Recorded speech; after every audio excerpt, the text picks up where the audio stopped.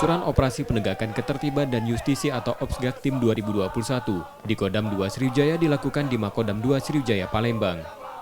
Operasi akan menyasar seluruh prajurit TNI dan PNS-nya dengan pelaksanaan POM TNI dari 3 matra. Razia tahun ini ditambah dengan penegakan disiplin protokol kesehatan. Selain menekan pelanggaran-pelanggaran seperti hukum dan disiplin, penyalahgunaan narkoba dan semua bentuk pelanggaran lainnya.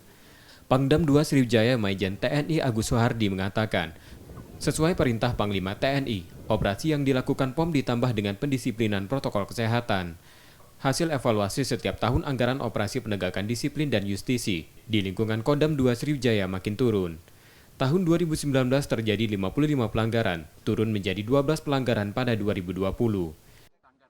Ya, kalau ditinjau dari kualitatif ya dan kuantitatif, kalau kuantitatifnya jelas kita menurun dari tahun 2020, 2019, 2020 menurun, tetapi tentunya ada yang masih meningkat.